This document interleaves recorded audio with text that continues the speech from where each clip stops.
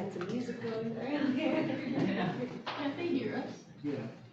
Yes. Yeah, okay. Can we hear them? Once they start speaking. Yeah. Good afternoon, everybody. How are you today? Good. So I want to thank everyone for joining in Vegas, and we are here in Washington, D.C., finishing votes today before we return back to the district. I, of course, wish I could be with you in person, but we actually are in committee voting tonight and have some more business before I return. But I could not let this summer session end without reintroducing my Break the Cycle of Violence Act. And during today's event, you will hear the many reasons why. I want to start by thanking my district office interns, Juliana Melendez and DJ Smith, who have worked hard to set up this roundtable and bring everyone together to discuss gun violence in our community and the impacts particularly to young people and the solutions that we are offering. We like to call ourselves the new gun lobby in Congress, those of us who are advocating for and advancing legislation to actually make our community safer from gun violence. And I want to thank my bill co-leads, someone who are able to join us today, and I want to thank them. Congresswoman Lucy McBath, who many of you know. She's a dear friend and colleague and a true champion for gun safety legislation. I will let her share more of her personal story, and I just want to thank her for her tremendous courage and continuing to honor the legacy of her son. I also want to thank Congresswoman Robin Kelly, who represents Chicago's and the work that she does here in Congress. I call her my big sis because she keeps me straight and is always checking to make sure I'm doing what I need to do to take care of myself and continue to lead on behalf of our constituents. But as many of us know, Chicago is one of the cities that is plagued by gun violence every single day, as it is across the country. And it's one of the things that Congresswoman Robin Kelly has helped to bring more and more attention to. So I want to thank them. I also want to thank our other co-leads who are not with us, but support the legislation. Congressman Maxwell Frost from Florida, who many of you know has been a leader in this movement. He's actually the youngest member of Congress, and we're really proud of his role in the Congressional Black Caucus. And Congresswoman Lisa Blunt Rochester, who is now running to be our next United States Senator in Delaware. And of course, special thanks to Senator Cory Booker, who is our lead sponsor and the champion in moving the legislation forward in the Senate. Now, last year, I was proud to see this bill passed in the House, fully funded and at the level that we originally introduced. And that followed the passage and signing into law of the Bipartisan Safer Communities Act, which include portions of this bill and has helped to lay the groundwork for federal investment, actually the largest federal investment ever in community violence intervention or CVI programs. Crime and violence don't happen in a vacuum. We all know this. It happens when people lose hope and don't see opportunity in their lives or readily available in our communities. For decades, politicians in Congress have stoked fear about urban crime to divide us while refusing to invest in real solutions. Many of you know my own story, but it's important for me to tell you my why this legislation is so important. I lost my father. I didn't lose him. He was shot and killed when I was 19 years old, a freshman in college. He was working as a cook at a convenience store in Las Vegas, in the district that I am now honored to represent. So this isn't about politics for me. It's personal, as it is for my colleagues who are with us today. That's why we need to focus on preventing crime before it ever starts, saving lives, and helping to break the cycle of violence. And that's exactly what this bill will do. It invests $5 billion for anti-violence programs and $1.5 billion to provide workforce training and job opportunities for youth ages 16 to 24. We refer to them as opportunity youth because they're youth who need these investments in our communities the most. This money invests in proven community-based violence intervention programs to build safer communities. It's evidence-based. It's been modeled after solutions that work. This is about saving lives, as I said, and preventing crime. And the people that I represent and all across the country are counting on us to work to get this done as we have other critical legislation. Every day, 110 Americans, 110 Americans, people, lives, sons and daughters, mothers and fathers are killed at the hands of guns, and over 200 are shot and wounded every day. Today, gun violence remains the leading cause of premature death for Black men, as well as the #2 cause of premature death for Latino men and Black women. So this is why I have introduced this bill for my father, for advocates in my district like Sean Jerion Coleman, who continues to be a youth leader in our community around gun safety legislation, and so many Nevadans and people all across this country. Let me wrap up my remarks by saying this. Recently in DC, we've been fighting against extreme Republicans who are trying to strip away many of the programs that are helping working families and people of diverse backgrounds succeed in work, school, access to health in their careers, and so many other different areas. I know that they're also looking at the cost of community violence programs, community violence intervention programs. But let me point out a fact. The more we invest in programs like CVI that are evidence-based and that are proven to work, the more money we save on communities in dealing with the aftermath of violence. So I'm going to say it the way I mean it. Don't look at the cost of the program if you're not willing to look at the expense of the billions of dollars that gun violence cost us every single year. On average, a single gun homicide generates approximately $448,000 in medical care and criminal justice expenses. And taxpayers are the ones who are paying most of those costs. Studies show that gun violence has a national economic cost of $557 billion annually. So don't let anyone mislead you by saying these programs are too costly. In fact, this is the most cost-effective way to reduce crime, save lives, and break the cycle of violence. From 2012 to 2013, a $2 million violence reduction program in 2 Massachusetts cities generated nearly $15 million in savings from decreases in crime. So the facts are clear.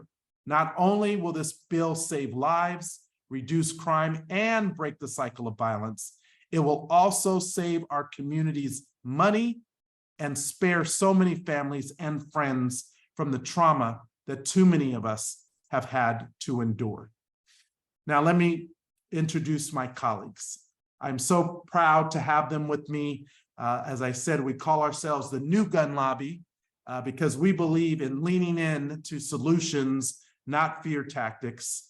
my good friend, Lucy McBath, who represents the 7th District of Georgia. Many of you know her story, and she will share that more, but I'm proud to work with you, Lucy, in Congress and our executive board. She is the secretary of the Congressional Black Caucus. Thank you for being with us, and thank you for being a co-lead on this legislation.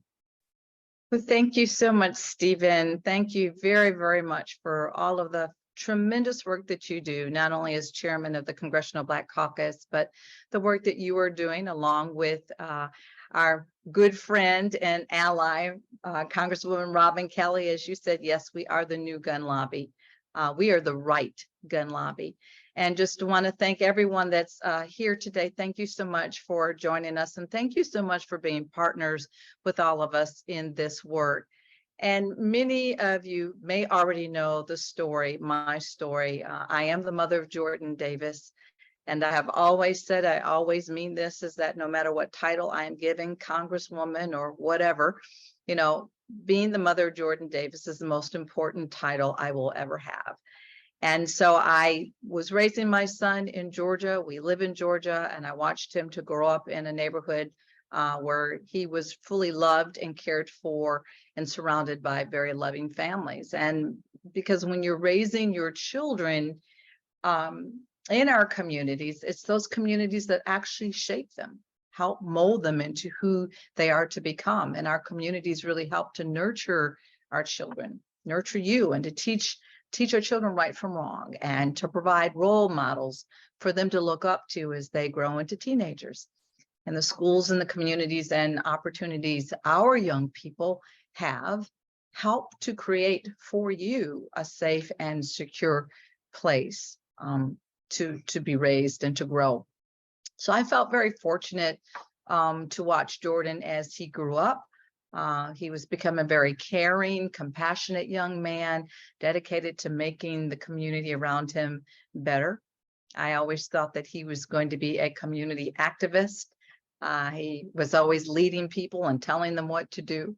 So I thought that he might be doing the work that I'm actually doing now. But on Black Friday in 2012, Jordan was sitting in the back seat of a friend's car. And they were all going shopping, going from one mall to the next. And they stopped at a convenience store gas station for all of 3.5 minutes.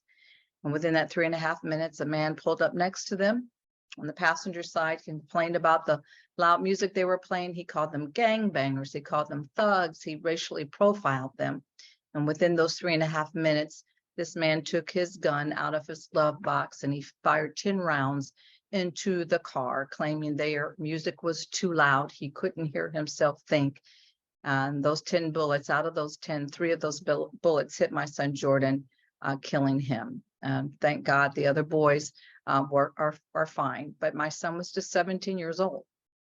So I did find the strength to forgive my son's killer. People look at me like I'm crazy when I say that, but I truly believe that I could not have been brought to Congress. I truly believe I could not really do the work that I'm doing now had I not found the strength to forgive and move forward. I do know that Jordan's killer was not raised in the way that I was training and raising my son. And I knew that, you know, that man may have taken Jordan's life, but he'll never take his legacy. He will never take his legacy. And so ever since I've come to Washington, I made a promise to not only my son and my community, but to the nation, that I would spend every single day of my life fighting to protect our children, our families, our loved ones, and help them to grow and thrive in the ways that Jordan will not ever get to do. And so I'm so proud to be here with you here today. I really am, as we reintroduce once again our Break the Cycle of Violence Act and continue our work to continue to just invest in and uplift our communities, to stop violence before it starts, stop it at the root, and to give our children and our families and our communities access to the programs and opportunities that they need to flourish and to succeed, but most of all, to survive. So together, we really must help to break the cycle of violence that is killing our children and plaguing our neighborhoods, just simply tearing our communities apart. Together, we must help prevent more parents from the pain that comes with burying a child or a loved one. And together, we really must continue to help save American lives. The lives of our friends and our families and our loved ones, their lives count. Their lives matter. And so I'm so grateful that each of you is here with us today. Thank you for being stakeholders with us to making sure that you have the ability to live out your life without fear in the way in which God intended. Thank you, Lucy, Congresswoman McBath. We love you, we appreciate you, and we will continue to do our part in working with you to carry on Jordan's legacy. And I told you this before, but you are the most resilient leader I've ever worked with, to be able to bring and use your pain and turn it into purpose and policy for other people. Is truly an inspiration. So thank you. Next, I would like to bring up Congresswoman Robin Kelly, who represents the 2nd District of Illinois. In 2018, she published the Kelly Report on Gun Violence in America.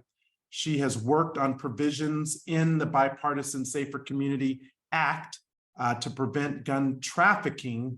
And she also is the chair for the Health Brain Trust for the Congressional Black Caucus.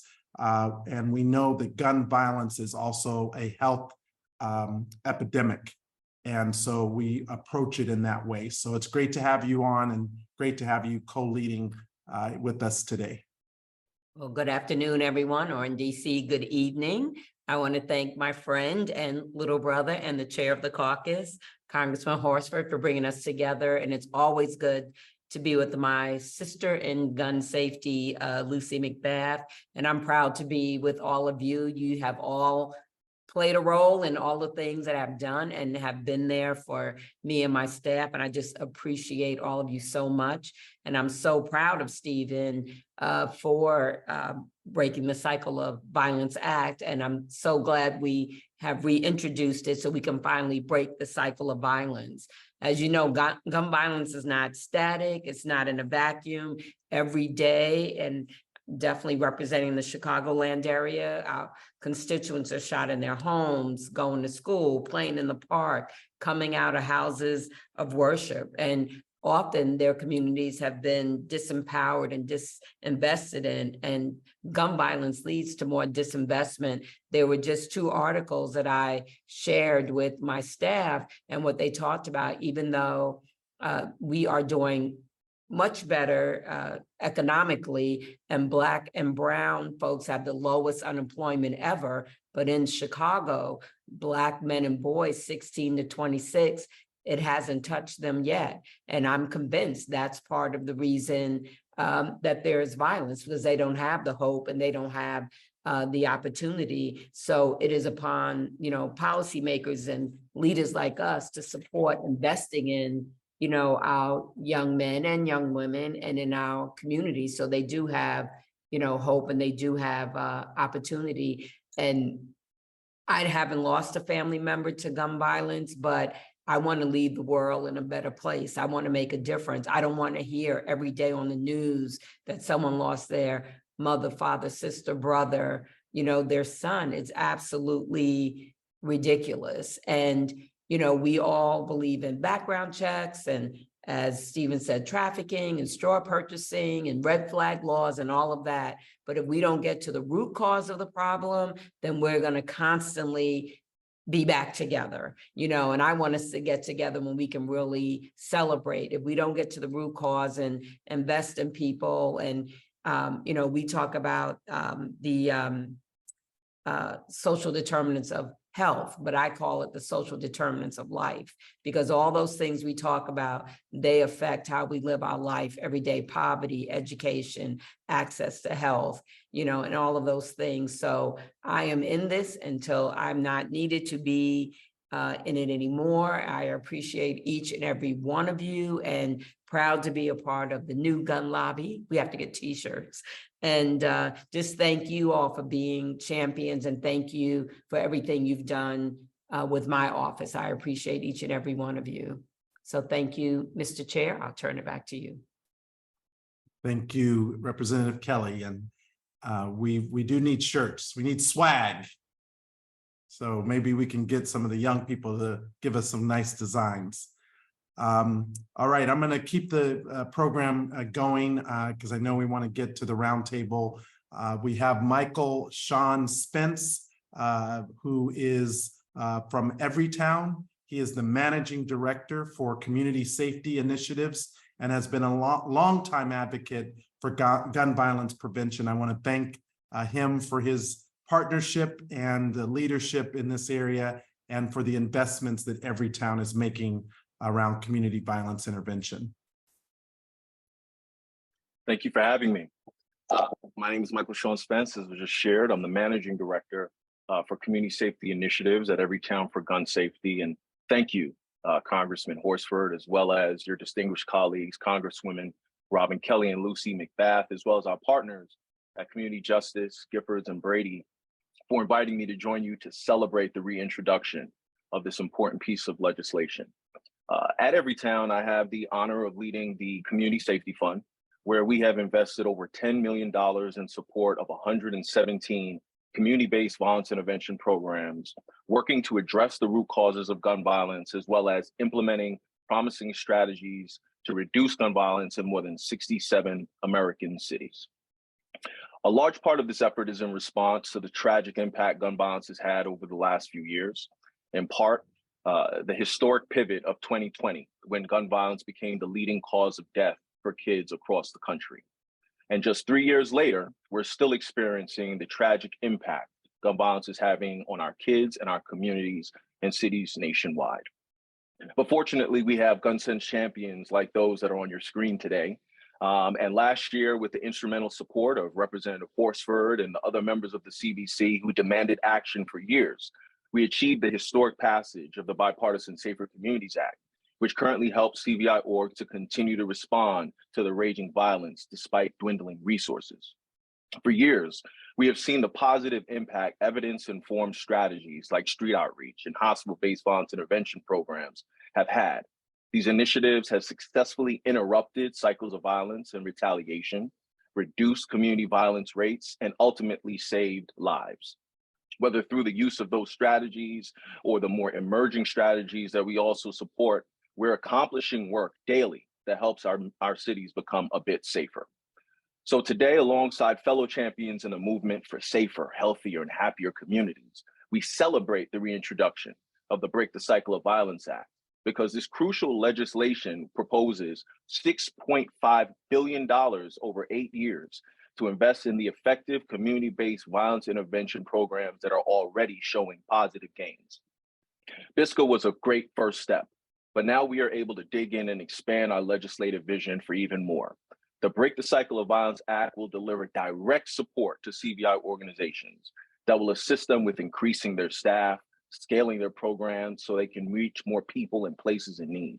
This investment will also afford frontline practitioners who are often so tied up doing the actual frontline work that they're not able to access the training or even achieve the fair wages needed to allow them to do this very difficult work, as well as sustain it into the future. It's important that with the passage of the Break the Cycle of Violence Act, we afford our communities uninterrupted access to the community-based efforts that we know work and are making their communities safer. We've seen the effectiveness firsthand. I've seen it through the grants we've delivered through the Community Safety Fund. Now it's essential that we garner additional federal funding to further amplify the efforts of CVI organizations as a critical component of, as Rep. Horsford mentioned earlier, a public health approach to reducing gun violence across our nation.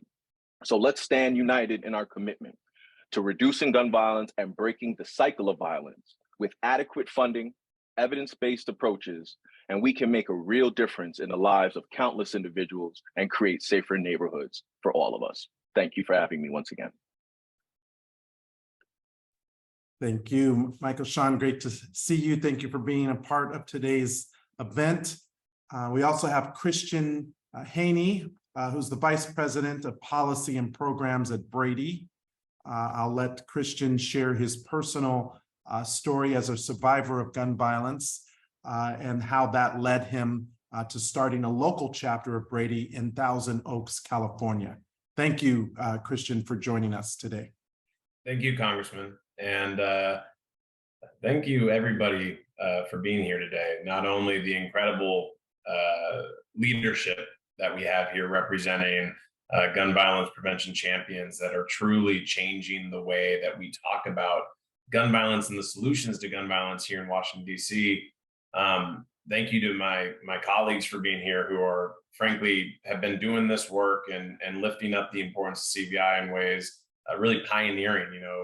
Groups like Greg's have been pioneering how we talk about solutions to gun violence and updating them from the ways we've been doing it for decades, and that's had an incredible impact. So I'm just honored to be here, but especially thank you to those of you tuning in. You who are sitting in there ready to have a discussion. I want to get out of the way of that too, because I know that there's going to be some really important discussion that goes on there. Like the Congressman said, I'm personally touched by gun violence. In 2005, my parents were shot in a horrific incident in Southern California. My dad, we're very fortunate, survived multiple gunshots, but my mom was shot and killed with a single bullet to the back.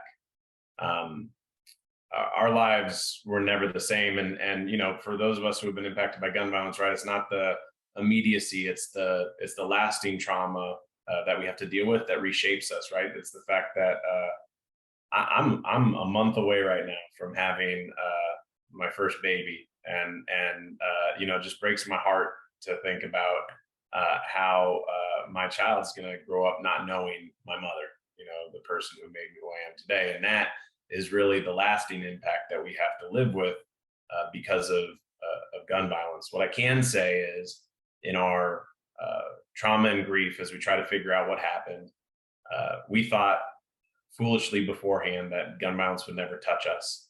What we quickly learned is we don't do nearly enough to prevent gun violence from happening. And if we're not willing to aggressively change that, to take a different approach, then things are going to continue on the exact same way they have. No other country in the industrialized world experiences gun violence the way that we do. I mean, frankly, they won't stand for a fraction of gun violence when they experience it, and we see them take drastic action to change it. What we have here is a public health informed approach to making it so that we don't have to go forward the way that we have. I mean, we're talking about cycles of violence. We are talking about taking investments, addressing root causes, and putting those investments in the kinds of places that's going to have a generational impact, not only to reduce gun violence, but on a host of other issues that are plaguing too many communities in this country. It is a novel and critical approach, but it's the only way we're going to get out of the logjam that we've been in for so long. If you really look at this, and when we were peeling back the layers after layers after layers, we were shocked to find what our solutions look like. So many of them in the conversations are about what happens once the trigger is pulled. But we don't have the discussions about all of the things we can do upstream to prevent that gun violence from happening. So now what we have here in the Break the Cycle of Violence Act is exactly that, a public health approach. I was at the CDC the other day, and one of the experts there said, we've heard you say that gun violence is an epidemic, and we don't use that word. We have to be very careful about all the words that we use. The reason why they don't call it an epidemic is because gun violence has been raging on for so long in this country that it's not an epidemic, it's endemic. That this is an issue that we have been dealing with for far too long in this country to say that it's new. And it's taken me a long time to process that. But what is certain is that we've got a public health crisis. And if any kind of public health crisis requires public health solutions. So I'm going to get out of the way. I'm looking forward to the conversation. We at Brady are so thrilled and excited to be supportive of this effort. It's historic. It's critical. We got to get it across the line. It's the only way that we're going to be able to have a future worth fighting for. So I'm going to concede the ground here and just really honored to be up here with everybody today. Thank you, Christian, and thank you for sharing your story. Congratulations on the new one to come, and it will be a blessing. They grow up fast, so enjoy. Next, I want to bring Greg Jackson into the conversation. He's the executive director of the Community Justice Action Fund. He is a community organizer, a political strategist, and an issue advocate. He's also a good friend. And as a gun violence survivor himself, again, I'll ask him to share his story. You know, he is someone who has brought both lived experience and helped turn that into advocacy and support for other people, especially around hospital intervention, which I think is particularly important. And again, I don't want to elaborate further on your story. I think it's important for people to share it on your own. But Greg also helps to bring in other influencers to this conversation. There are people who are working to help us push Congress to do the right thing. It's why we got the largest federal investment of $250 million of community violence intervention funding passed last year. But we know that we need more in order to really sustain these efforts all across the country. So Greg from Community Justice Action Fund, thanks for joining us today.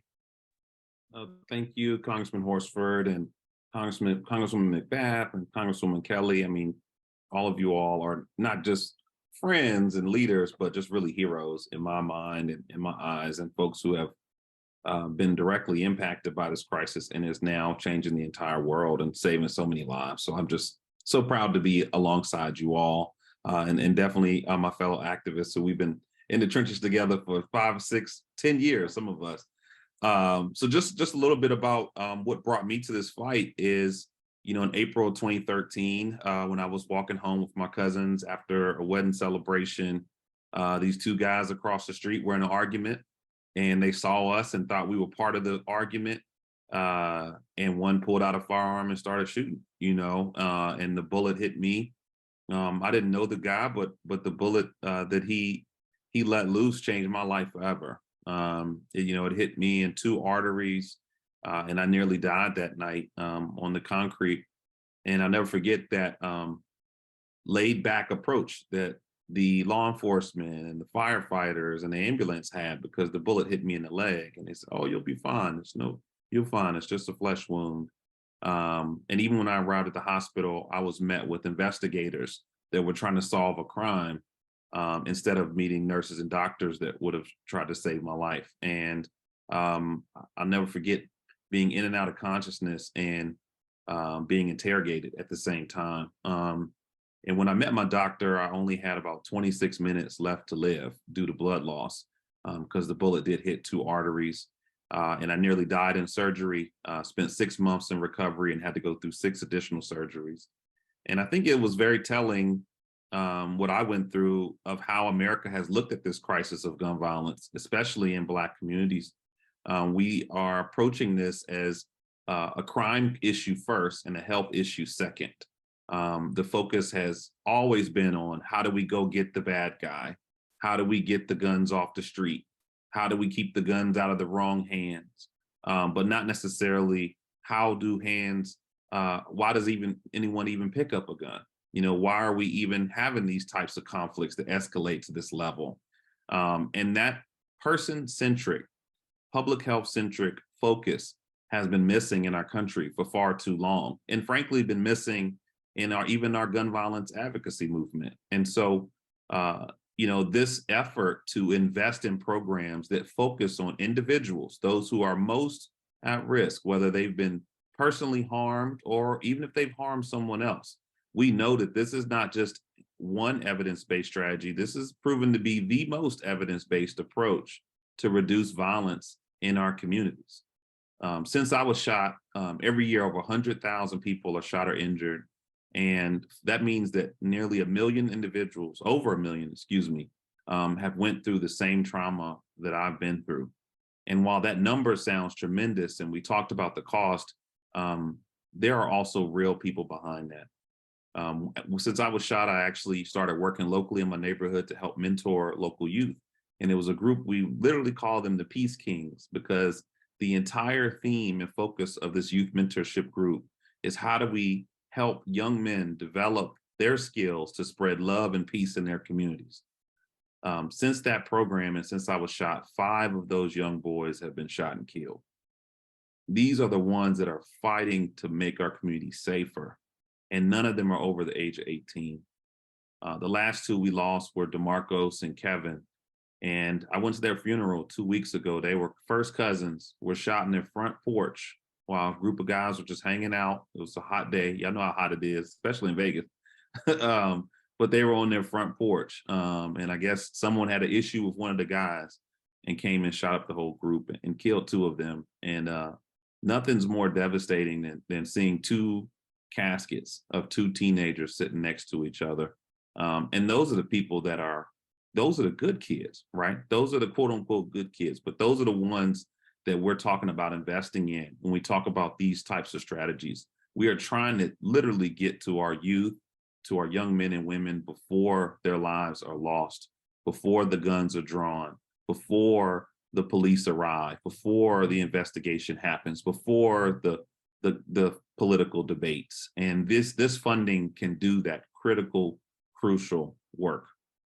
Last thing I want to just share is that, we use this term CVI or community violence intervention, but I want to really just make sure it's clear to everyone what this is. This means funding for behavioral therapy programs for those who have had a violent history, whether it's coming out of school or coming out of prison. This means street outreach workers that can go into communities and de-escalate and intervene conflicts or arguments between individuals or groups before they become fatal. We know that in the Black community, 70% of homicides by gun are not connected to another felony. Most of them are petty disputes that could be de-escalated and avoided. But this also means resources for folks to sit by hospitals with those who have been harmed, to meet with families after someone's been lost, and really work to de-escalate and prevent the likelihood of real retaliation in those moments of true passion. And the last thing I'll leave you with is another hero in my eyes, a young man named Julius Terry. When I was doing this violence intervention work in Washington, D.C., Julius had just came home from prison. He had 3 children, and the only thing he wanted to do was to be there for his children and put food on their plate. He was robbed 3 times. He decided to get a gun to defend himself and was arrested for an illegal firearm. And his mind, and I think pragmatically, he wanted to keep his kids and family safe in a neighborhood where violence was prevalent, and he went to prison for that. And when he came home, he decided to join one of our programs to avoid going down a violent route to protect his family.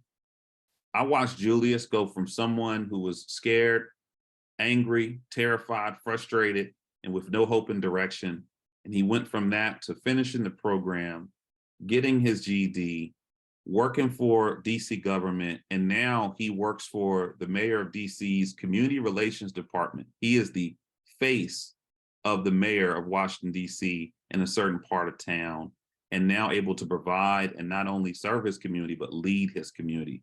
That's the power of these programs and the power of these resources to bring about change. And so I want to thank you all so much for fighting for this and fighting for these resources. We know that this works. We know this is urgent, but most importantly, we know that this is the solution that we all are fighting so hard for. So thank you, and I will pass it back to Congressman Horsford. Thank you, Greg. And the explanation of how transformative these investments are in communities and in individuals' lives, and the fact that the funding primarily goes to community-based, nonprofit and faith-based organizations that are eligible to actually implement this at the community level, I think is another great reason why Break the Cycle of Violence should be fully funded and adopted across the country. Finally, before we turn to the roundtable, we have Mike McLively, who is a senior staff attorney at Giffords Law Center and the policy director of the organization's Center for Violence Intervention, which offers policy expertise, advocacy, organizing, and technical assistance to support and promote evidence-based violence intervention strategies in America's most impacted communities. What we try to do today is by bringing all of these organizations that are leading on gun safety legislation and community violence intervention so that you could see the depth of the support and the various voices who are working for change. So Mike, thank you for joining us. Thank you so much, Congressman Horsford. Really appreciate the opportunity to be here today. Really want to thank you for being such a champion on this issue for so many years, and want to say hi and thank you as well to fellow panelists, Greg and Christian and Michael Shaw. Great to see you all. We've been working together for many, many years now. And it's days like this that really give me a lot of hope in this long-term struggle that we are making progress. And thanks to our champions like Congressman Horsford and Congresswomen McBath and Kelly, we are getting through to the American people, to Congress, and we're moving forward. And this bill is proof of that. Gun violence, as has been mentioned, has become the leading cause of children in this country. And I think all of us are at the point where we are saying that is enough. We have to change and we have to do better than this, as so many other countries in the world, as Christian pointed out, are doing. It's not that we can't do this, we can. We just need to choose to do it. And the Break the Cycle of Violence Act is so important because divestment is at the very root of so much gun violence in this country and community violence that we see every single day. So much of our conversation is about mass shootings, and those are horrendous and need to be stopped, but that's less than 1% of overall gun violence in this country. So much more is daily gun violence that's happening disproportionately in communities of color. And again, because of root causes like divestment. So it's so important that a bill like this reverses that and invests in the very communities that have been most impacted by community violence. So we're incredibly thankful, hopeful. This bill has already had huge impact, as has been discussed, without even being signed by the president. This bill has led the way, has led to us having historic levels of funding for community violence intervention work, has led to the president talking about the importance of this work at the State of the Union address, and to the federal government really embracing community violence intervention work in a way that we've never seen before, and that is already having huge impact and results. That being said, we want to see this done. We want this to get across the finish line. We know for a fact that this will save countless lives and invest billions of dollars over the years in communities that need it the most. You've already heard how effective these solutions are, and I think the only thing I'll add is that these are solutions that can be supported by everyone, regardless of your political background, regardless of your party. We're talking about positive resources for communities that have been underinvested in and that need support. We're not talking about the Second Amendment. We're not talking about regulating access to guns. We are talking about effective programs that work and that save lives and that save taxpayer dollars. So everyone should be able to get behind this. I think it's just a matter of getting the word out and having those conversations. And we're seeing more and more folks on both sides of the aisle supporting this work. So this could not be more important. This is one of the keys to reducing and ending gun violence in this country, is investing in our communities and in community-based solutions. It's the communities that are most affected that know what they need to do. They just need the resources and tools to get the job done. So we just want to thank you again, Congressman Horsford, and all the champions and supporters here today for bringing this bill back. We will do everything we can to make this happen and to get it across the finish line. This is a public health crisis, just like the opioid epidemic. And when you look at how we're responding there, we're investing in prevention and intervention. We need to do the exact same thing when it comes to gun violence.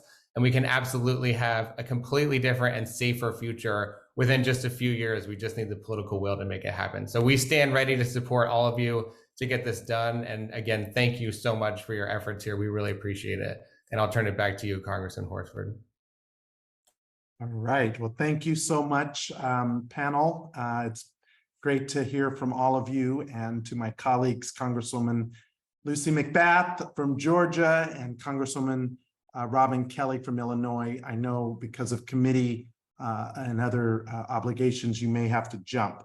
I'm going to stay on as long as I can, and I want to thank, as we turn to the roundtable, first and foremost, our district interns who organized today's event, Juliana and DJ.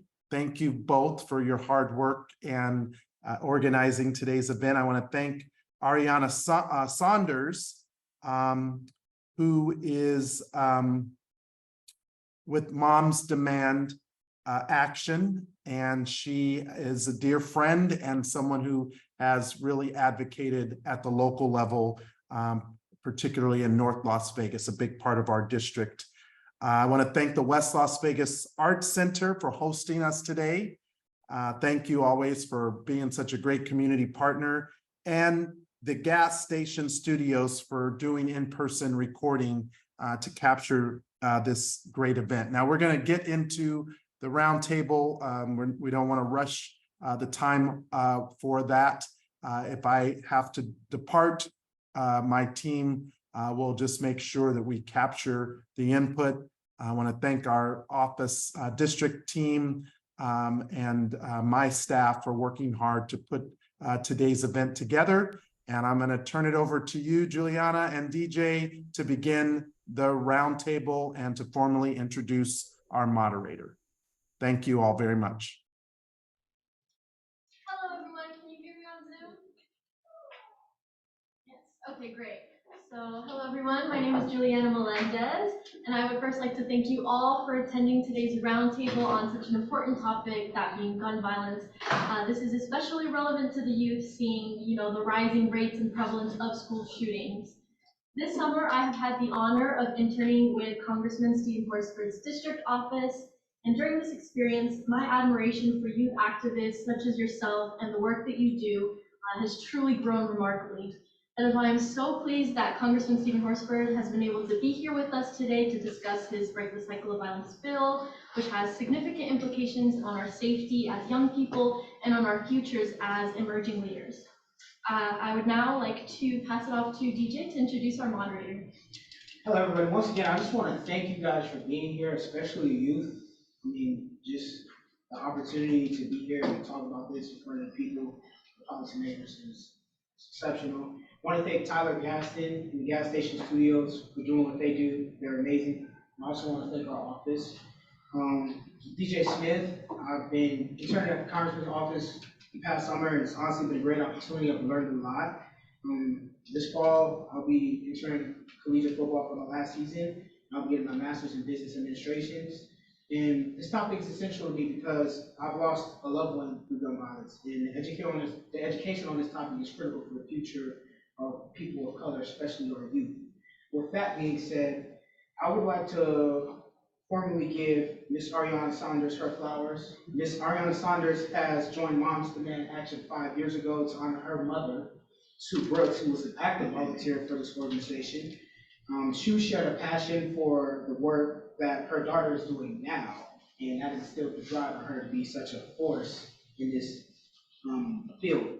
After losing her mother to brain cancer in 2016, Ariana continues to advocate for safer communities for her children and all of her children in memory of her mother, and as a volunteer of the Nevada chapter. Ms. Ariana Saunders, it's a pleasure to have you. Thank you so much for the team. Thank you, DJ. Thank you. Thank you. I appreciate being asked and you guys having me here. As DJ said, I'm a proud volunteer for Moms Demand Action and am personally very invested in this, not just because it was something that my mom started several years ago here locally in Nevada, but because I too am a mom. And I want to see my children be able to raise in a community that is free of violence, or at least significantly reduced, so I cannot have the anxiety that I have every time I send them to school, or send them out in the world. So it's a pleasure to be here, and I'm really excited too, given the Break the Cycle Act and how it's really investing in community violence interventions. And what we know about those types of interventions is that it needs to come from the people that are there. The people that are closest to the work are the ones that are going to have the most innovative and effective solutions. And so I'm really honored to be here with you all today and just to hear what you have to say. So I'm going to stop talking and give you all a chance to introduce yourselves, and then we'll get into the discussion. Gianna, do you mind starting first? Sure. Thank you. Okay, my name's Gianna Perry. I'm 16 years old. I attend ATEC. I'm approaching my junior year in high school. I'm here representing Code Switch, Restorative Justice for Girls of Color. I'm also the Nevada Youth Legislator for District 10, so I'm honored to be here. As a youth, our voice is not heard as much as it should be, and this conversation is about us. So I'm here to represent my fellow youth, my peers of Nevada. And although I'm not from Nevada, I'm from California, where I've seen the majority of gun violence, and I'm lost lots of my family members. So I'm just glad to be here to share my story and to hear everybody else's story. So yeah. Hello, everybody. My name is Rashid Jeff Bernard Arala. You guys can call me JB. It's just a long name, I know. I'm studying at the University of Hawaii at Manoa, doing political science and Filipino as a double major. I moved here around 8 years ago. I immigrated from the Philippines. So I've seen my fair share of violence, especially politically related gun violence has been very prevalent in the Philippines in the last couple of years. When I was staying there with my family, as we were involved in the politics over there, we also saw our fair share of gun violence towards, especially towards youth over there, underprivileged youth that would stay in these concentrated areas of poverty and would experience disproportionate amounts of domestic violence, which would then lead to a cycle where they would commit violent acts upon each other. And it's just really disheartening to see, and it's pretty humbling to be here right now and see such a large amount of youth being represented and listening to their voices and hearing their stories. Hi, my name is Ariel Hall. I'm a Las Vegas local, and I spent a lot of my formative years in West Las Vegas. And I currently attend the University of Hawaii at Manoa as a poli-sci and a ethnic studies major. Growing up in West Las Vegas has been a great opportunity, but also a dangerous one. I am extremely lucky that I've been able to avoid gun violence, but I've seen both ends of people enacting gun violence and people dying behind gun violence. So I'm very thankful to be here and speak upon and a part of my community and those around me, and hopefully we're able to get our bearings and just, I don't know, this conversation is a little difficult for me just because I've lost people as well. So, yeah. Hi, my name is Monique Raven. I am a first-generation student at the University of Nevada, Las Vegas, pursuing a degree in secondary education, English. I plan to be a secondary teacher in about a year once I graduate. And part of that is really ensuring that all youth have equitable access to education without the fear of their lives being in jeopardy due to gun violence, for example. So I want to be here to be a voice for teachers who are really concerned about their students and the fact that they are in fear of their lives over guns rather than celebrating the successes of their experience with education. It's an honor to be here. Hi, everybody. My name is Jai Lee. I am one of the housing organizers with the Progressive Leadership Alliance of Nevada. I was raised here in Las Vegas, especially the east side of Las Vegas, where I did see my fair share of the violence. And it wasn't really aware to me until my high school year, where seeing how desensitized many kids were for this issue. When we would have lockdowns, it would just be regular lockdown. And just seeing that it's just not okay and it ain't right. I think we're all here, to be the voice of our communities. Good afternoon, everyone. My name is Jerica Daniel, but around the community I'm known as Derry. I have the honor of being the president of the ACLU Nevada Emerging Leaders. If you guys don't know who we are, we're basically a youth program that focuses on building leaders of tomorrow. So we're the future lawmakers, community leaders, and most importantly, revolutionaries. I'm very passionate about, gun safety because I've had multiple people close to me pass away. So I'm just honored to be here. I'm honored to share my insights. Hello, good day everyone. My name is Cash Williams. I attend Cheyenne High School as a junior. I'm 16 years old and I'm here on behalf of the ACLU and Emerging Leaders, but I'm also here on behalf of my fellow classmates and peers that I have lost due to gun violence since, I would say, April of this year. I have lost maybe close to 6 people due to gun violence. Not as close to me, but they are common friends to me, and it's took a toll on my community, seeing how many losses we have had just this year. So that's what I'm here for. Thank you. Hello, everyone. My name is Eddie Niall. I am Miss Juneteenth Nevada. I am here on behalf of ACLU Emerging Leaders. I am an intern in Muni Court, and recently I've been working on a lot of domestic violence cases. And you wouldn't believe a lot of those cases are pertaining towards youth around the age of as young as 13, and a lot of them are regarding gun violence. I graduated from Las Vegas Academy of Performing Arts. We had lockdowns on average maybe 3 times at least a month regarding guns in our area, students obtaining guns and having them on campus, which is a big thing that isn't spoken about a lot. So yeah, I'm here on behalf of the people in my community. Good afternoon, everyone. My name is Lake Michael Lowry, or Lake for short. I am here on behalf of the West Las Vegas Cultural Performing Arts Center as an intern. I'm going on to my sophomore year of college, studying nursing at Tennessee State University, and I am here to really just be a voice to my community and my family over the gun violence that moves me and I see every day. I am born, raised, and live in the 2 neighborhoods down. The house is right there in West Las Vegas, and where we see and hear gun violence every single night. So I'm here on behalf of my community.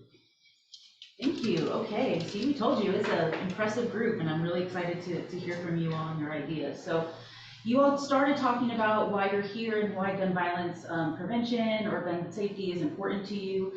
Would love to hear too, specifically, what are you seeing or hearing in terms of how is it specifically impacting youth? As representatives, as youth yourselves or young adults, what are you seeing or hearing? I will go. For me, I feel that I have 3 younger brothers, so they're a handful dealing with them, especially living with them. And one thing that I see is their lack of fear and the idea of being in a gun violence situation, and that scares me as their older sister because I don't want their lives to be guided through their lack of knowledge towards what guns can do and the violence that it actually has on them and the community and the people around them. So that is definitely a fear that I have, especially as I'm going to be a future educator. I know a lot of, as it was stated before, a lot of youth are very desensitized to the idea of gun violence and how death is, I guess. So I think that's definitely a big concern for me, and that's yeah. I guess for me, it would be like mainstream cultural attitudes towards the majority of school shootings. Back when, even as far back as Sandy Hook happened, everyone like got super, it was super depressing, and it was a very big shock to everybody that a shooting of that scale could happen. And then now what you hear pretty much any time is like a new shooting happened and that's it. Let's move on to the next one. Thoughts and prayers, no action. That's kind of been the story of America, I guess, when it came to gun violence. It's been, for lack of a better word, pathetic, really. There's no, the inaction is what scares me because it spreads to the youth, right? Inaction means we're basically, what, disposable? What are we? Just statistics, I guess. That's what we're reduced to. And that, I guess, would, again, feed into the cycle of violence that, this bill is trying to break.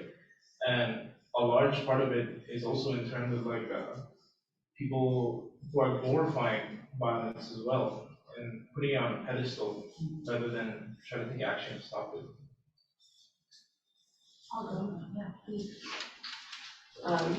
So I'll speak to the perspective of people that I've known or youth that I've known that have unfortunately passed away. They've been killed by someone that looks like them, like the person that's behind the trigger is someone that looks like them. And to me, I feel like right now, our youth are in survival mode. Like I've known a lot of different youth, seniors, juniors, sophomores that have passed away this year. And you have to think like, what about the kids that are going to school this year who knew them? Like they're going to school in survival mode. They're surviving. They're moving out of fear, but they're also moving out of survival. So I think that's what it is. Like it's you know, being a teenager, being young, you don't really have the luxury of enjoying your childhood. The day and age we're in, like, they're in survival mode. They're trying to worry about how they're gonna make it till next week. So.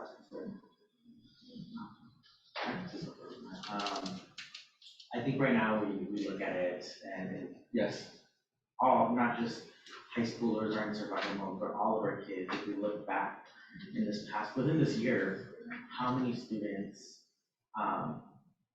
I know I could for my nieces every time they go to school, because it's not just high school that are being targeted, it's elementary schools, K through 12th grade. It's also seeing where we miss, and as well as like where it comes from the root.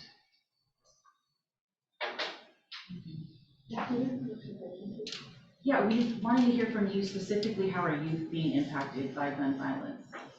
What are you seeing? I really appreciate your comment about Gary Butcher, about youth being in survival mode, and to what our panel was talking about in terms of being a public health crisis, because there's a lot of research that says the long-term effects it's going to have on folks, and so really hoping that these type of interventions can stop that, because you're right, they shouldn't be. They should be doing life.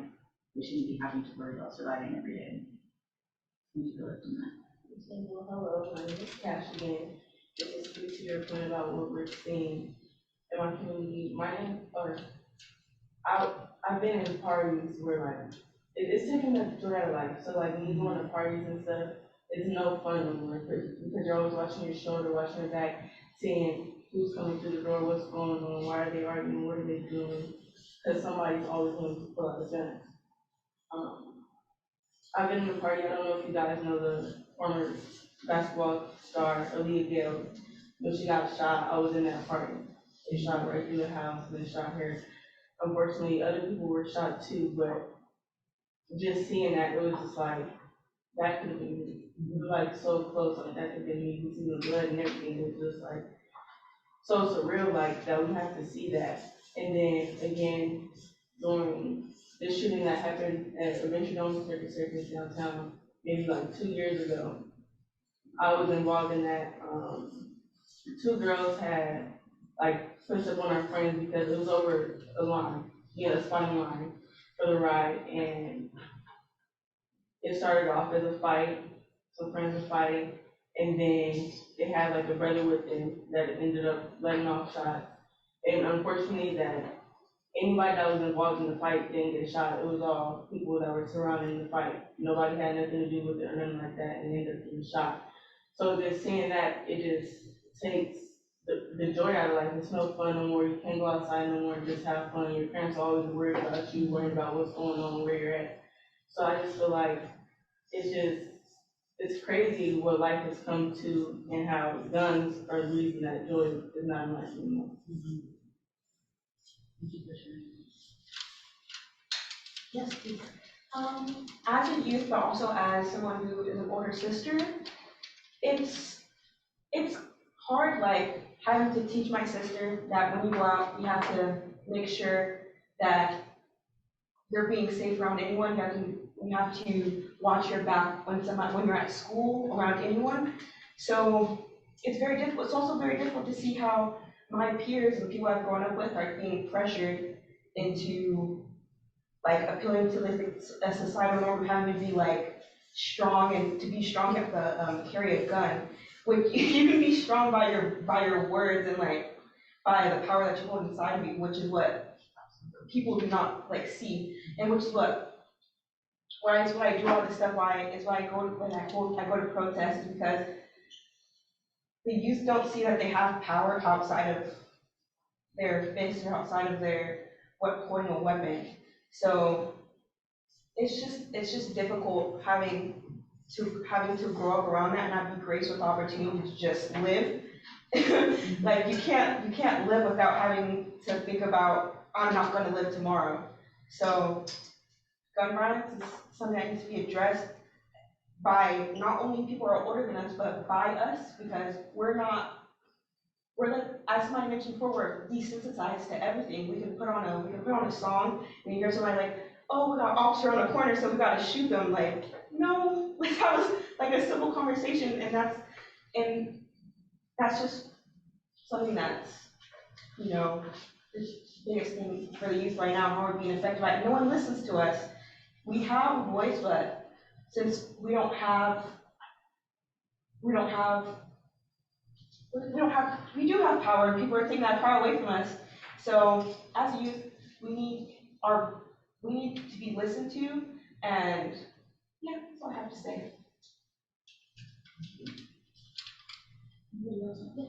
I can also relate to the oldest sibling title, and also a extremely large family I have. I'm one of the oldest cousins amongst like 23 children. I don't live here anymore. Who else is going to protect them? Who else is going to educate them on gun violence? Who else is going to teach them how to watch themselves? I have 3 younger brothers who have ADHD. How is everybody going to react if they react a certain way around them? And I think that's also important, is that there's a lack of understanding when it comes to disability in gun violence, many cases before as well. And I just, there needs to be more knowledge, more workshops, more, this is how you can, get through day to day, because once again, you've lived in a society where you're desensitized to gun violence. We shouldn't have to be desensitized. Why do I have to read the room every time I walk into some place? Why do I have to do that? Why does everybody else have to do that? That shouldn't even be a thing. Why do we have to have gun drills? That should not be a thing at all. And I don't think that the government is putting enough emphasis on it just to give those statistics. It's not worth it.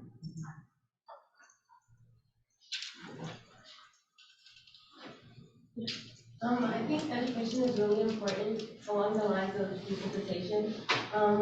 Being a student and youth, I see a lot of my peers or a lot of individuals around me not understanding the impact of gun violence and the cause and effect of it as well. Not understanding that if a life is lost, that also affects the family, also affects their peers, their friends, and then eventually that community. I just don't feel like they understand that it's not just owning a gun, or it's not just, oh, it was just one person, or like, I know an individual was saying, if he was shot in the leg, so they're saying he'll survive. It was like trauma that came with that entire incident of just that one gun. Thank you. It's a really good point. A lot of you have kind of referenced it and talked about some of the stuff that you've experienced, and I just want to also open it up for those that feel comfortable. If you want to share anything that you've witnessed or experienced and how you've seen the impact of gun violence. May I jump in? My name is Selena Harvey. I'm the Director of Admin with Congressman Horsford, and I actually have 2 youth. One just graduated high school, young men. And to hear you all's stories, it just really touched and impacted me, because once again, I have a son, 17 years old, and I fear for his life every time he goes outside, to the point I've become the overprotective, bearing mother. He's like, Mom, can I go here? And I'm like, who's gonna be there? I'm asking all of these questions, and I'm like, no, because I don't know if you're coming home. And the thing is, I don't think it's not that they don't understand. The thing is, they don't know how to deal with it. They don't know how to manage what goes on, because they're like, this is society, this is our life. We don't know how to get help. We don't know who to go to or any of that. So it's not, I think they realize the effect. They realize the impact. But the thing is, they feel stuck. They feel like there's no one to go to. They don't have the channels or the resources to be able to really communicate what they're feeling, because throughout life, society has told them they shouldn't have feelings. They shouldn't do this, they shouldn't have that. You should be seen and not heard. You should be heard and not seen. So our youth are getting to the point, and I commend you all. I commend you. for standing up and saying, you all have a voice, and being the leaders. Because of you all, my son will have a chance to live and go out. My daughter, my nieces, and my nephews. So I honor you all, and I thank you.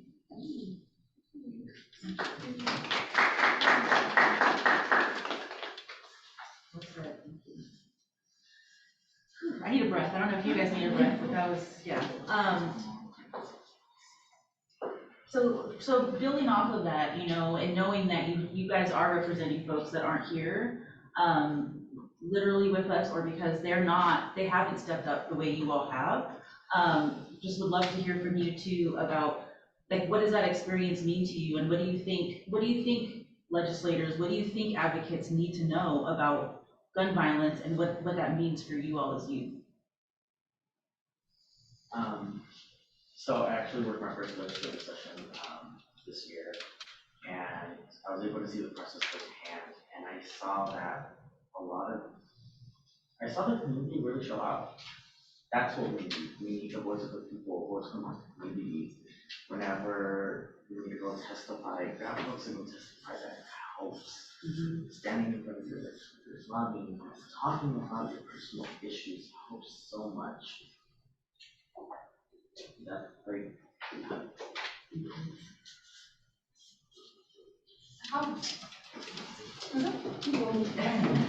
just want to say that I feel like it really emphasizes the desire that the youth has to want to live in the future and not really have to live in fear of what is not going to come. And as gun violence is a huge health crisis and a concern for a lot of youth, that's definitely something that needs to be seen, and that's something that a lot of youth are expressing, and that's something that needs to, we need to find a solution to how we can limit it and ultimately end it.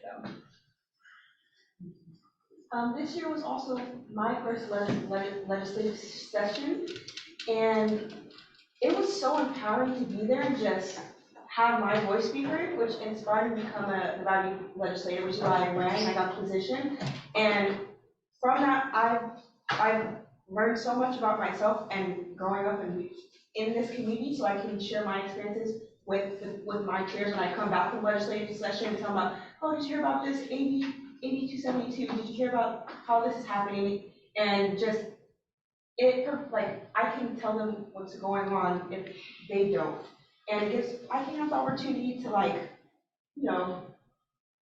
be heard. So yeah, sorry.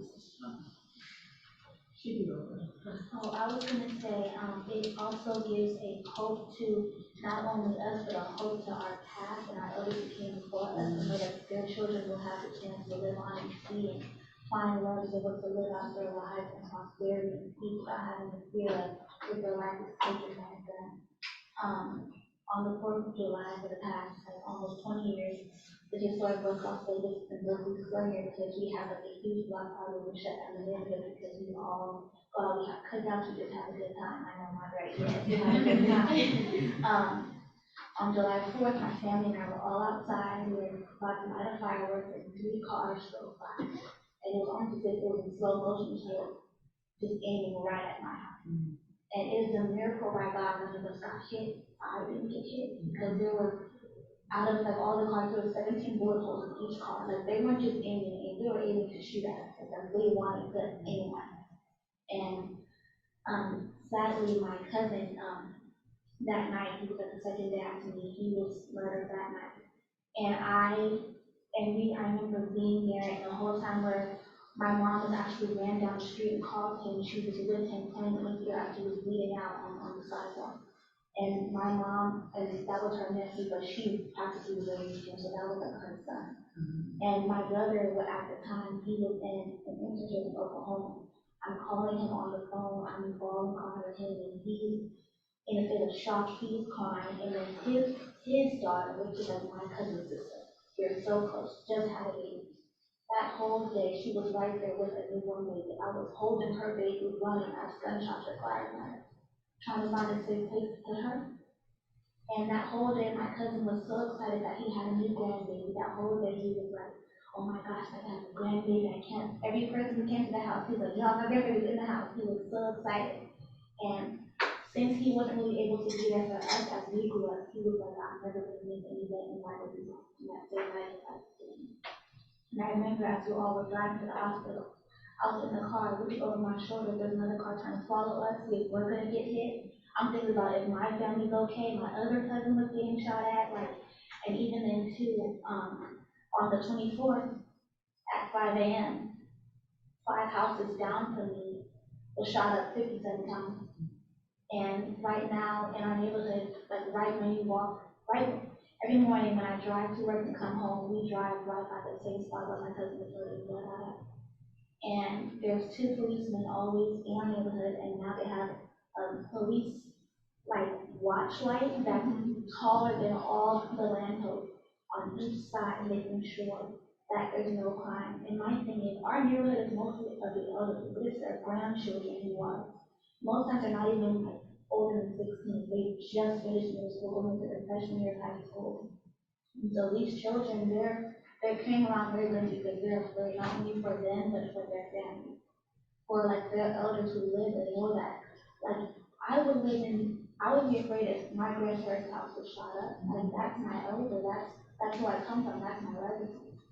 So I feel like we all need to, that's why I'm so glad that they're listening to us and hearing our voices, because they don't know everything that we've been through, and how if they really implement these changes that it can really change our future.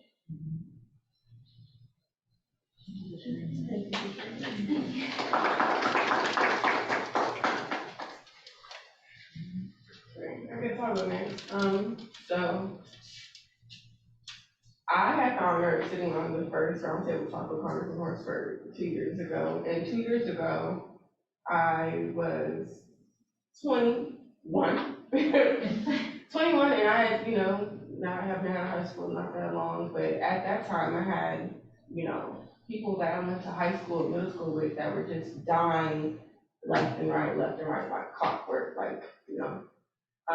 but today, I'm sitting here and just thinking about everything. Unfortunately, I lost my stepbrother to gun violence. Press forward. This past April. So, I've been heavily involved in the community for the past 7 years. So I always say, like, I'm the voice.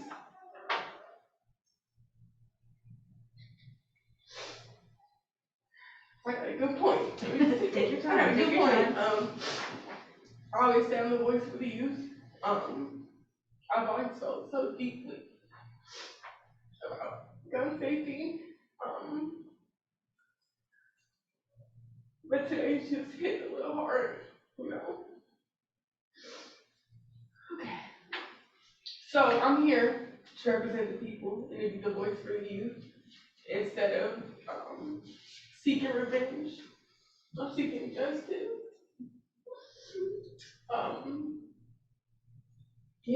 So I think everyone has made really good points, but I think one of the main things that I don't think I've heard anyone say is that I think you brought up the roots. A lot of this has to do with how we are raised and how we grow up. When we're talking about the youth, not all of us have a good home. We don't have a village behind us. We're going out in the world with things that we thought were normal. Maybe they think are normal, but they're not. So again, going back to like survival mode, I think Ariel had said, like, why is this like this? Like, why do I have to be scared? Why is this like this? But it's like, to them, this is second nature. This is second nature, this is life, Not everyone grows up with people surrounding them that are pushing them in the right direction. Sometimes the people that they're growing up with are pushing them in the wrong direction, so they're just doing only what they know. A lot of people who have died due to gun violence, they're dying because of ego and miscommunication and things like that. Like, majority of the time it's, you said what, you disrespected me, you did this, simple things that a conversation could work out, but unfortunately, that's not how society is set up right now for our youth.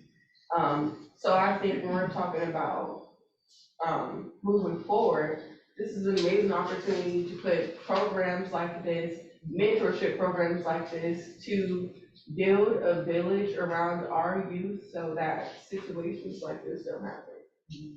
Thank you. Thank you.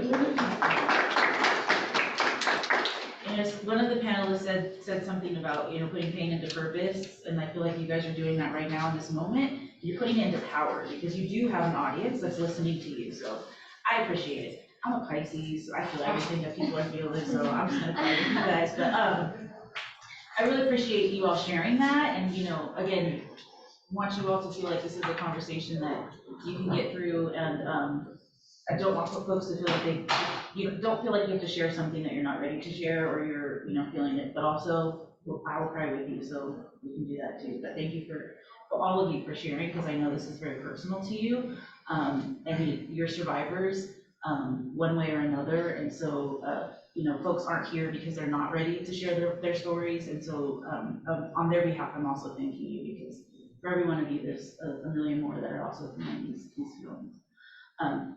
Before you guys have started talking about some solutions, and I want to get into there too. Before we get there too, a couple of you did mention this, and really just want to get to that too, because another panelist did say where the media tends to go is those like high, mass shootings in schools, and so that's where folks tend to focus.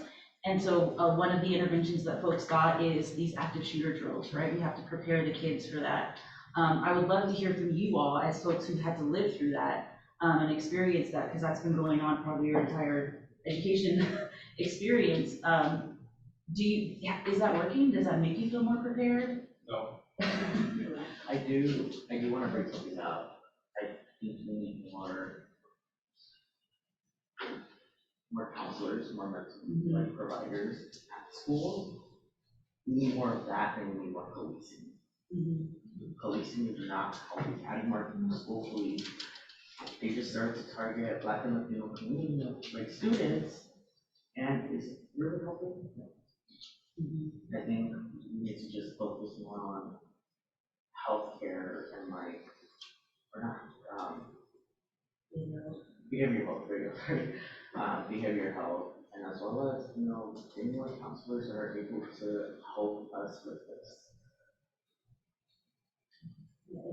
Yeah. We can't let this be used as an excuse to again over-police our communities and over-police our schools, because often this is taken as an opportunity to, then we need to put more authorities, we need to put more rural protectors. Instead, we need more nurturers, like you were saying. We need more counselors. We need more guiders, educators within our community. I know you were saying along the lines of shooting drills.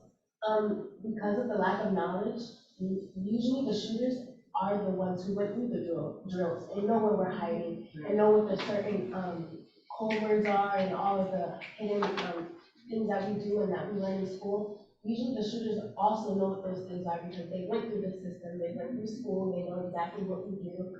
So I think there needs to be something maybe where it changes every 3 years, or there's different ways or modes that we go about doing it, or knowledge overall of understanding that you going to this school with this gun is not just a joke. It's not for fun. It's not a game. This is real.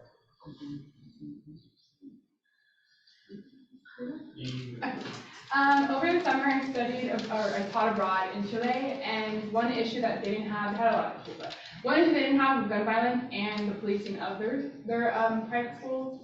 And to bring that into my point, they were able to not worry about the problem of being over-policed in their classrooms. Rather, they were able and encouraged to learn about global issues such as gun violence, climate change, all these different things. And the United States, I feel like, is definitely going through a thing where they're stripping these important concepts that need to be explored for students in education, such as gun violence and other issues, but specifically focusing here, seeing how weapons kind of impact the community. They're not able to really explore that because there are certain like laws and like certain curriculum and banned books that are being placed, and it just limits their ability to really see the issue and kind of collectively discover a solution. And, yeah. For me, big thing here when I visited around Las Vegas was all the schools here feel like prisons. They kind of feel encaged and entrapped, isolated from communities, isolated from homes, not very walkable. A big, big concrete parking lots pretty much anywhere you see around the schools here. They don't feel like schools. They feel like places where you send children to get dropped off for 8 hours and come back home as best as you can, I guess.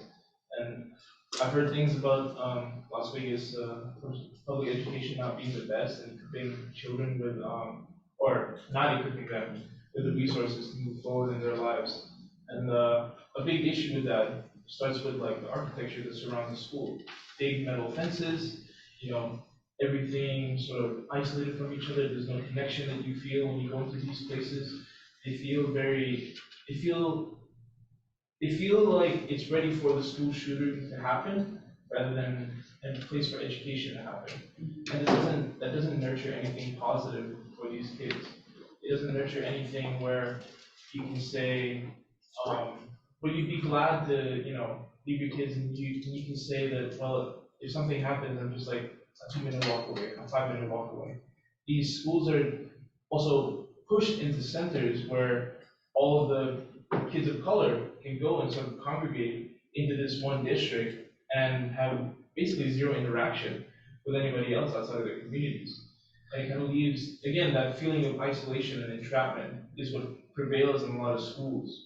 Not just here in Las Vegas, really, everywhere, even in Hawaii, where these things have such a profound impact on youth negatively, and the cycle of violence will keep continuing until it starts simply from the architecture. Yeah. There's a growing field in architecture called trauma-informed design, and that's exactly what you're speaking to, because it impacts the way people feel, the way they behave, is our surroundings, our environment, right? So thank you for highlighting that. Yeah, Arlene. I would also like to say it's fair to mention, with over-policing in schools, the school to prison pipeline. That's extremely important when it comes to mentioning what environment is going to be like for youth. And I will say, I went to Valley High School, so we had a lot of over-policing. There was a day where someone got maced for wearing just a t-shirt, dress code, and we couldn't be in that hallway for like an hour or two. That over-policing also invites more negative connotation and just it negatively impacts just the youth in general. So I think bringing that to elected officials is extremely important. And then I also wanted to mention that the police are part of gun violence too. Without them, I don't really know, but they are a big part of it. Police and then the government as well. What we see, it really does tap into our minds and what else are we supposed to do? Just to add to that, I think, when I went to school, right, seeing how much school police there is and making children safe and I remember group of cops just like, there was a fight that broke out, and those are during classes period, so it was when first lunch was already getting ready to go into the classes for everything. And so they thought that we were all trying to go see this fight that was going on. And their decision to make was, let's just pepper spray everybody. And they pepper sprayed a giant group in the middle of the school. We had a staff member have to go to the hospital because of asthma and because of hurting. I remember seeing all of it go down. I remember running to the first floor and trying to help as much people as I could because you had kids screaming, crying because of this. And it just made me, feel more unsafe, right? Because they're here to protect us, but they're not really.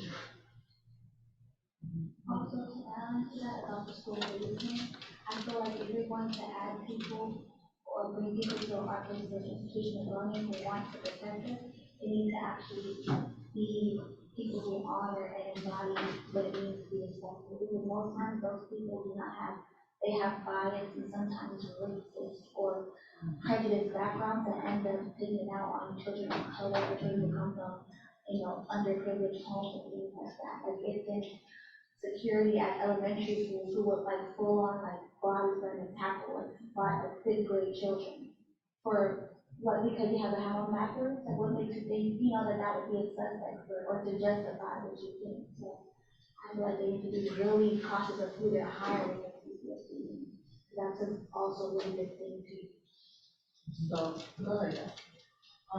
Due to like the point of being in the school police, I feel as if the gun drills, it doesn't really help. It's not effective because, like Eddie said, most of the students know those protocols and know what to do. So it makes it not even safe at all. But when I was attending Legacy High School, we had a situation where another student had came on campus and just fought another student. And he jumped from the second floor down and got away. So I didn't feel protected at all. If you can get away from just fighting, then there's no way you're catching a shooter. Then you have to do these drills. It's just not possible. It just happened. It just happened, and the next day it went on like it was nothing. And then to the point like the police, it's over policing in our schools. While attending Cheyenne High School, a fight had broke out in the cafeteria. It's like 1,000 students in the cafeteria. And to disperse the fight, he had let off pepper spray in the cafeteria. And I'm sitting outside, and all I remember seeing is students run out of the cafeteria. They just run, don't know what to do. And my first instinct was like, they're shooting, like, what else are you doing to run like that? Like, it was just pepper spray. And I remember, like, the president for our BSU, I got, like, mace in her face. So police are walking with her in handcuffs. It's the president of the school's BSU. And they walk with her in handcuffs, and her face is just red. You could see, like, she can't see nothing. It's red and everything. So I'm just trying to pour water in her face to, like, help ease the pain or whatever the case may be. And it was just horrific seeing that, like, if you're gonna police our schools, at least make sure that they're at least trying to do the right thing for our students, and they have a good intuition, because most police officers, they just do it for the job, and then they don't go through basic training to deal with youth or students at all. They go through the same training to deal with drug dealers and murderers and things of that sort. So for you to put those in our school to feel that threatened by our youth, it just makes me feel like they look at us as threats. They don't look at us as students that just come to school to learn. They look at us as threats.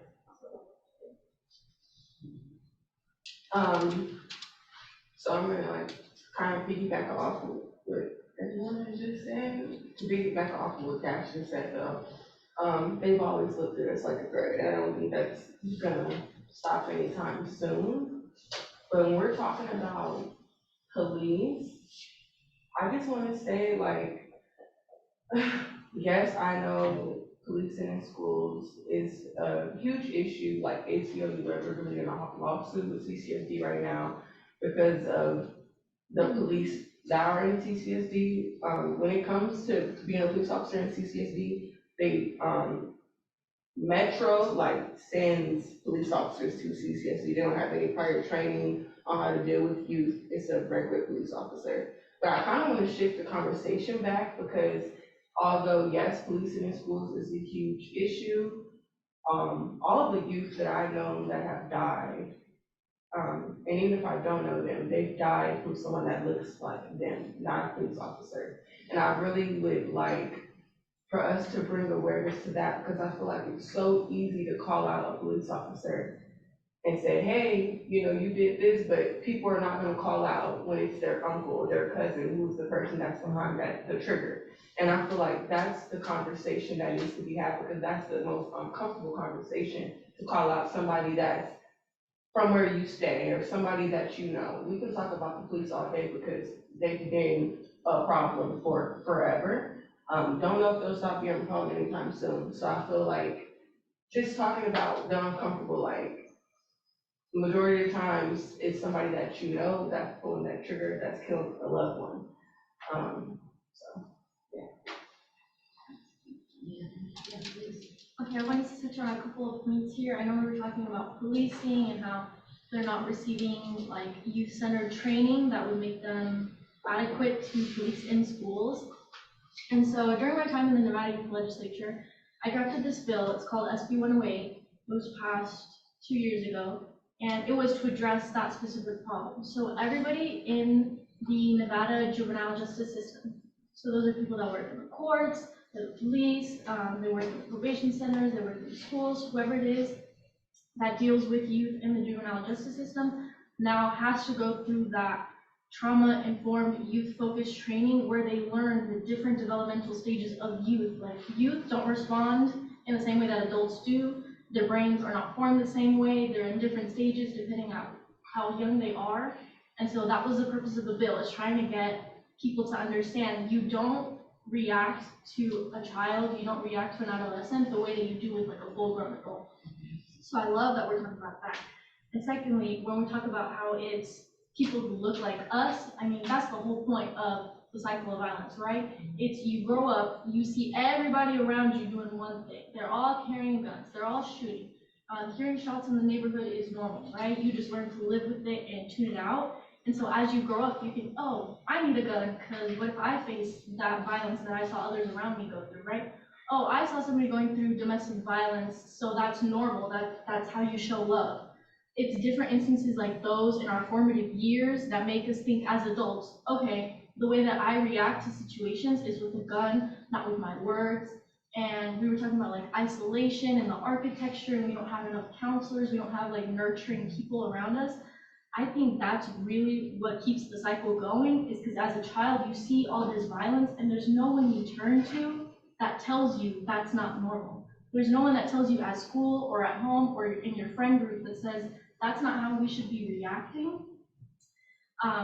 And so again, as we grow up, we have just learned to like stuff those feelings down deep inside of us, and now we think carrying a gun and reacting to everything around us with violence is normal and is okay. And so, like you said, it's really hard to call out those who look like us, because since we were young, we were told it's normal. We were never allowed to speak up against that. We were never given that voice and that power.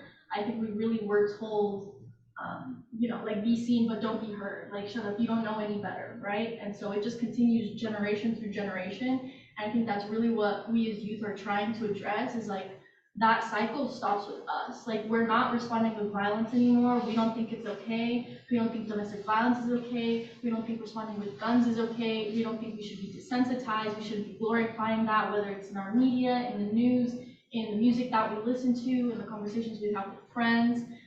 I feel like that's where we are at as the youth, is like, we don't want that to continue in our future generations.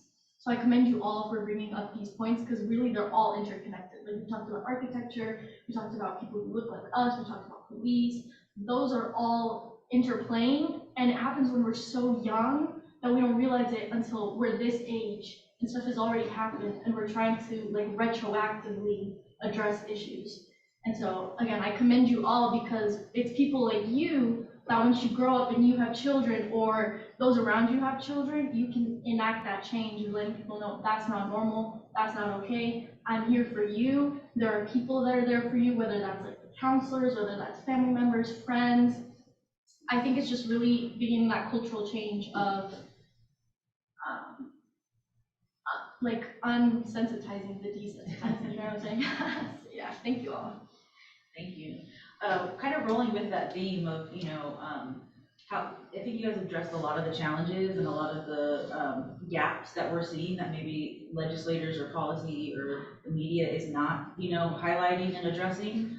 I would also, and you know, in the theme of trying to break the cycle, and that it does start with you all, and you have this opportunity to inform that and what that could look like or impact change. What are you seeing, or what do you want to see that you think could have a significant impact in breaking that cycle? What is working? Oh, y'all got ready for that. Okay, we'll start with Ariel, Monique, and Cash. I just want to bring back a point to what Erica said about Erica. About what's it called? It takes a village to raise a child. But what happens when your village is hindering? So during my studies, I learned about a form of, what's it called? It's not government, but a form of justice called transformative justice, which helps heal the community within, because it all starts with you. So I think exploring that way of, what's it called? That concept would really be beneficial to everybody in the community, including people who are in our community. At that point, as a active member of Code Switch, which is the restorative justice organization for girls of color, there is a program called Rose from Concrete, and that focuses on girls exploring the idea of self-love, while also exploring what a passion is and how their passion can be an interest, a career, a hobby. And like these are these ideas that kids are not being able to explore in education at all. Well, not at all, but for most kids, they're not being able to explore themselves and their own identity. And I feel like from that program and actually being able to create the curriculum for the program, I see that their kids are passionate about things and they want to pursue these things, but they're being limited because the main place where they go, which is like in school, they're not being able to really experience it, and then kind of talking about that cycle, they're not like. I would say that it's way too easy to get a gun. It's way too easy to have access to a gun. You can go anywhere, you can go on any social media and find somebody that's just selling it. You don't need a license or anything to just buy a gun. And I feel like that's the reason why most deaths are occurring, because majority, I can say about 80% of the lives that are lost are to someone that doesn't even have a gun license, someone with a gun.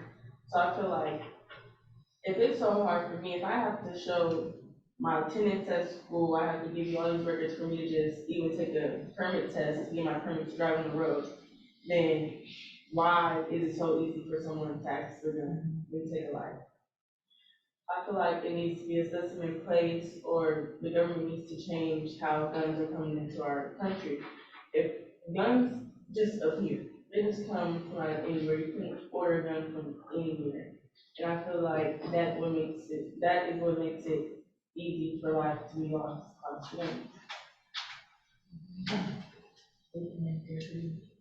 Oh, I was gonna say, one more of what Cash said, I was gonna say maybe there needs to be some type of like, I think maybe law or something that kind of makes it more difficult and to end the access of youth being able to access guns, because it is like, I don't know why there's like 13, 12-year-old boys only like an AK. I'm like, baby, you want to sell the gun.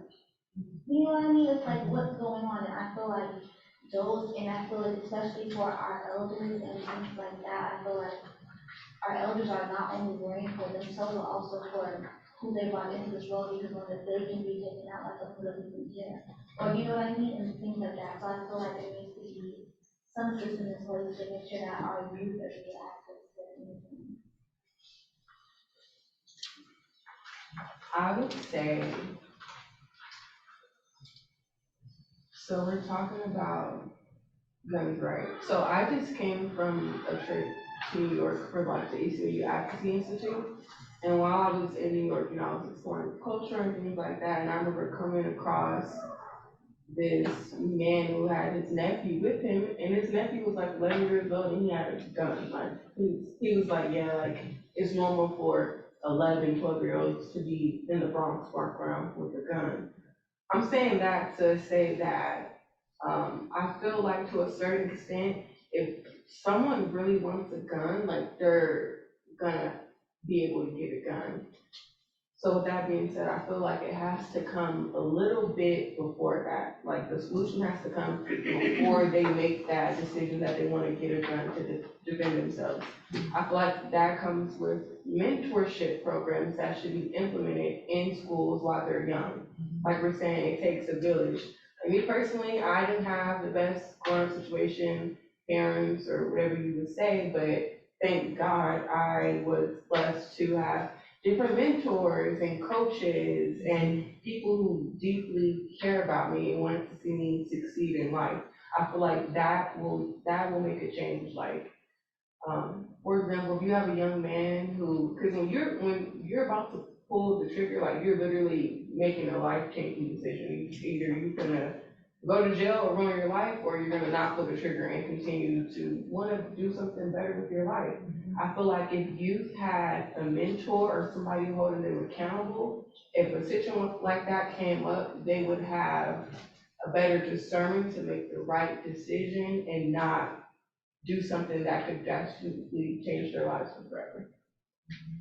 Oh yeah, I'm very big on what you said. Also, like letting our youth know that they are worthy of everything good in this world. Like there's so much they haven't seen, heard, foods they haven't tasted, sights they haven't seen, and that they're worthy and their life is precious enough that they can see and go to live and see all of it.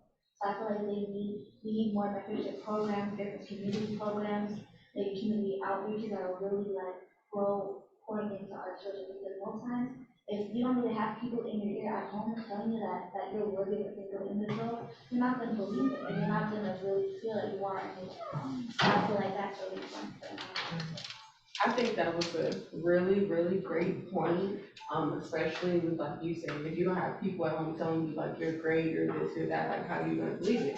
And that makes me like think about the kids who are getting told they're not great at home constantly, and then they're just going to school and growing up and doing whatever, because why? No one cares. Why should I try in school? Why should I do good? Why should I do this? Because my mom doesn't care. I don't have anyone holding me accountable, so why should I care? And all of that is what impacts that school decision that you were saying. I was gonna say that I love the idea of the mentorship programs, and I think that's really where it starts. But the sad reality is, like, for example, these inner city schools where like disadvantaged kids are attending, like the good teachers don't want to go there. And that's what really sucks, because they have this idea of these kids being troublemakers, and they think, oh no, the pay isn't worth it, I'm gonna have to deal with bad behavior, I'm gonna get assaulted, all these like stereotypes, right? And that's, I think, like the disconnect is so sad that like these kids aren't getting the access to good adults, good mentors, good guidance, because they're not even being given that chance like in the first place. I have a question. Can you define a good teacher? Well, like what you were just saying, a mentor, like somebody who genuinely cares about you, who wants to see you succeed, who tells you you're smart, you're intelligent, you got this, you can do this, like, you know what I'm saying? I feel like I'm understanding, but in a sense, I'm like, no, because I feel like you still can have good people around you in poor areas. Like I feel like there has to be some. But there's this stereotype around these kids that like prevents mentorship. Do you know what I'm saying? Yeah. Like, there's a reason why there's not mentors in every like disadvantaged area. Yeah. Like, there's a reason why there's that mindset to begin with of like, oh, I'm not good enough, I can't do this, like why should I try? There's a reason, because there's nobody like redirecting that. So that's why I'm saying that we need those people, like those good mentors, those good teachers, those adults that truly care. We need them to go into areas, but there's just these stereotypes and they get in the way. To bring up a point, this is a good segue into the education system, how the education system can help with the issues of gun violence. Because my mom is an educator, first off, I must say that. My mom is assistant principal for Delta Academy. You guys know where Delta Academy is located in North Las Vegas. Dr. Fredericks, that's my mother. I'm super proud of her.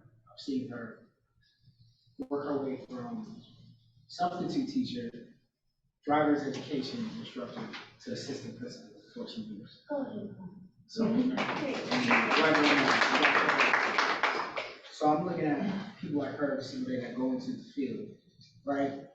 A lot of the times, they don't have the resources, right? They don't have the pull from the Clark County School District, and not to put any district on blast, but they don't have people like her who understands. Put them on blast. It's your truth, it's your law. Who understand, like my mom is from Linwood, California, she's a California transplant. She's lived in the area where she had to fear for her safety and the safety of her brothers, right? So she understands those kids every single day. And I think good and bad is really a subjective term, but I think the term that Juliana was trying to state is understanding, empathetic, right? Empathetic instructors who put their safety, but not just their safety, they put their life, like their time with their family, commitment to education, right? Time, energy, love into a group of children that they don't believe in, but they don't have the resources. And I think we need to take a holistic approach, not just for education, but with mentorship programs as well. But we need to also give the adequate amount of resources for educators like my mom, who are not good or bad, empathetic, understanding.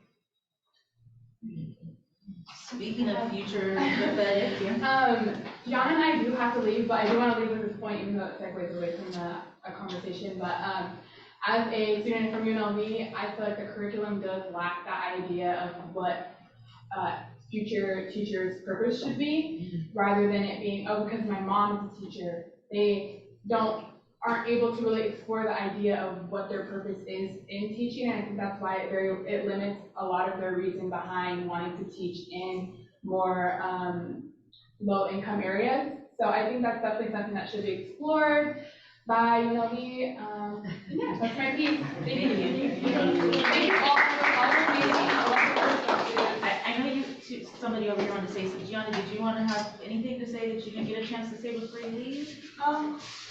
I just like to say, mentorship is a real big part of the problem with gun violence. We do need more mentors with restorative, with Code Switch Restorative Justice. I've had the pleasure of getting my own mentor and being able to being graced with opportunities to explore myself and learn how to love myself as a Black woman growing up in a society that hates Black women, and growing up in a society where so like a brother can hate you. So it's like with mentorship, I can learn, I can prosper to be a better person and do better, especially with restorative justice. Restorative justice is not talked about enough. There's bills that have been implemented into Nevada with restorative justice, but they have done nothing. So they're trying to take them out because they're not doing it correctly. They're doing restorative justice after an incident, and they're doing it wrong. But you need to listen to the youth before you can actually interfere. You're interfering after the fact. So that's my last 2 cents. Thank you. Thank you. Appreciate you guys being here. I know we're like way over time too, so I appreciate you all staying and sticking to it. I want to give you all, I don't remember which one, was it Cash or Eddie? Yeah, please. Yeah, I did have one more thing to say. I am really late to have a meeting after this. But I wanted to say along the lines of good or bad teacher, and I also know Dr. Frederick is my grant writer. So you can take a picture with me so I can send it to her that I actually finally met you. She always talks about you all the time. But along the lines, I'm originally from the Bronx. My family, they're deep rooted here, as well as in New York in the Bronx. So I got to see a lot of the gentrification and a lot of them putting good teachers in our communities and paying them extra to teach us English and teach us certain curriculums that they wanted to teach us, to shield us from certain aspects, and then also being put in a predominantly Black Panther and activist, a private Black school, being taught all of that culture in the heart of the Bronx.